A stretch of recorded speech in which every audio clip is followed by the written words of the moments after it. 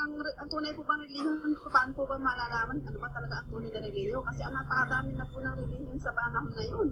Ay, nalilito na rin po kami kung saan kami talaga dapat magpunta. Kasi talaga po naman na kabi-kabilaan ang hikayat ng bawat tao eh. Kaya gusto ko lang po malaman, ano ba talaga ang tunay na relihiyon?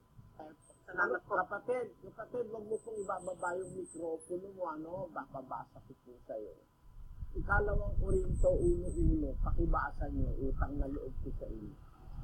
Si Pablo, na apostol ni Cristo Jesus, sa pamamagitan ng Diyos, at si Timoteo na ating kapatid sa Iglesia ng Dios na nasa Korinto, malapit ng lahat ng banal na nasa buong Akasya. Ano po ang nabasa niyong iglesia dyan, kapatid? Iglesia ng Diyos po. Yan po ang tunay, nasa Biblia. Kahit saan po Biblia hanapin yan. Bibliang Katoliko, Bibliang Saksi ni Jehovah, Biblia ng mga Protestante, Biblia ng Sabadista. Yan po nakasulat, Iglesia ng Diyos. Yan ang tunay. Eh nagtayo sila ng iba kung ano-ano pinagtatatawag nila.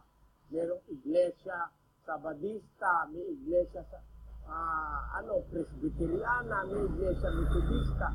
Kung ano-ano pinagpapangalan, ang tunay na Iglesia, nasa Biblia po yan. Hindi naman po kulang ang Biblia, kumpleto yan. Pati pangalan ng Iglesia, nandyan. Ang tunay na Iglesia po, kung saan nandoon ng tunay na relihiyon, yung Iglesyang nasa Biblia. Hindi pa po tayo tao, nasa Biblia na yan. Hindi pa ako pinanganganak na kasulat na yan. Yan ang Iglesia ng Diyos. Yan po pinangangaral ko ngayon. Yan din naman ang tinanggap ng ating mga kapatid. At yan ang aming pinagsasama-samahan ngayon. Ang Iglesia ng Diyos na nasa Biblia. Yun po ang sagot ko sa tanong mo, kapatid. Sumatin po ang biyaya, awa, abag, pagpapala mula kay YAHAWAH sa magandang araw po sa bawat isa. Dito po sa inyong screen na makikita, kasi po ang binasa po niya na para patunayan niya na yun daw pong Iglesia ng Diyos, yun daw po yung tunay na reliyon, tunay na iglesia. Unahin ko po na itong The Scripture 2009 at ang nakalagay po ay ganito. Unang Korinto 1:2. To the assembly of Relihiyon which is at Corinth, to those who are set apart in Messiah, YAHWH called set apart, one with all those calling on the name of YAHWH, Messiah, our Master in every place, theirs and ours. So dito po tumutukoy na assembly ang binanggit. Ano po? Hindi po church. Kasi po pag church, para maintindihan po ninyo, ang church po sa Tagalog ay simbahan. Sa Spanish, ang church ay iglesia. So lumalabas po kung ito po ay ilalagay nyo at gagamitin natin yung kay King James at maging dun sa Tagalog na binanggit na iglesia, lalabas po ito ay simbahan ng Diyos na mali po ang gamit. Mali. Ito po ay The Scripture 2009. Dito po sa Apostolic Bible Polyglot, akin pong babasahin. Unang Korinto 1:2. To the assembly of God, to the one being in Corinth, having been sanctified in Christ, YAHWH, chosen, holy one, with all the ones calling upon the name of our Lord, YAHWH, in every place, both theirs and ours. So, ang gamit din po dito ay assembly na ang equivalent po naman sa Greek ay ecclesia. Ano po ba ang meaning yan? Ayun po, assembly. Ano po? Sabi niya, and a derivative of G2564, a calling out. Wala naman po sigurong simbahan na tinawag. Kundi mga tao. Ayan, mga tao po yan. Hindi po yan simbahan o church, kundi mga tao. Ayan. At dito sa isang talata o sa isang version pa ng YLT, unang Korinto 1:2, to the assembly of God that is in Corinth, to those sanctified in Christ YAHAWAH, called saints, with all those calling upon the name of our Lord YAHAWAH, Christ in every place, both theirs out and ours. So ang gamit po ay assembly of God.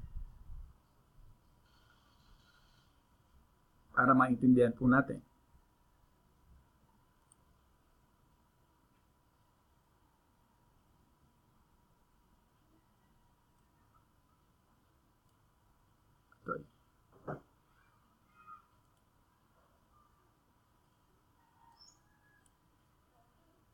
Kumuha po tayo ng dictionary. Batay po dito sa ating, ayan, nasa screen po ninyo. Ito po ay, ayan, glossary. Ayan. So, anong meaning ng assembly sa glossary? Sa Tagalog po ay kapulungan, katipunan, pagtitipon, pagpupulong, sinagoga. So, dito pa lamang makikita natin yung una ay kapulungan. Ano po? So, yung salitang kapulungan, tinutukoy po doon sa mga tao. Hindi po simbahan. Mga tao po ang tinutukoy, hindi ang simbahan. Ano po? Kaya po pagka kinuha po ninyo, sabi dito, yung salitang kapulungan, ang ibig sabihin po ay assembly, congregation, congress, convention, meeting. Ibig sabihin, talagang mga tao po, mga kalipunan, mga kapulungan ng tao. Hindi po talaga church o simbahan. So, mali po yung sinasabi ni Ginoong Eliseo Soriano. Kaya dito po makikita po natin yung pagkakaiba. Ano po? So, dito po sa Derby, to the assembly of God, which is in Corinth, to those sanctified in Christ YAHAWAH, called saints, with all that in every place call on the name of our Lord YAHAWAH, Christ, both theirs and ours. Sa DRB, gumamit sila ng church. Pagka ito itinagalog mo sa simbahan ng Diyos na nasa Korinto, yan po, magiging Tagalog niyan. EMTB, ganun din. Ang simbahan ng Diyos. Hindi po kapulungan. Hindi po assembly. Dito rin po sa ginamit doon sa, ito, katulad po nito, Iglesia. Doon sa Greek New Testament. Ang basa po dito is Iglesia. Ayan po. Ayan, katulad dito, Iglesia. Ayan. Iglesia. Iglesia. Iglesia. Ayan. Yan po ang basa dyan. Ito pa. Iglesia. Ano ang sabi niyan? Ho, Iglesia, to, Theos. Ayan o. Ho, Ecclesia, to Theos. So, hindi ho hindi ho talagang church. Kaya nga sabihin mo na yan yung tunay na relihiyon, tunay na iglesia, isang malaking kasinungalingan na po yan. Kasi talagang ang maliwanag dyan ay assembly. Hindi po church. Kaya katulad nito, gumagamit sila ng church, dito church. Ito po sa isang version, congregation, Greek, Iglesia, a called out ones of God. Ayan. Ito ang tama mga version. Tama, kasi ang Iglesia ay mga tao, kalipunan, noong mga tinawag. Wala namang tinawag na simbahan. Ano po? Muli po, isang aral na naman po ang ni Ginoong Soriano ang napamalian ng kasulatan.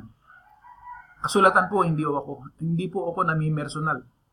Kaya nga, baka akala nung marami, pinipersonal ko si Ginoong Soriano. Hindi po, yung aral. Kasi makikita mo yan sa turo. Kung ito ba ay sa Diyos o kung ito ay nagsasalita siya ng ganang kanyang sarili lamang. Yung kanyang sinasalita ay kanang ganyang sarili lamang. Muli po, ito si Brad Emmanuel Umali. Maraming pong salamat. Magandang araw po sa inyo lahat.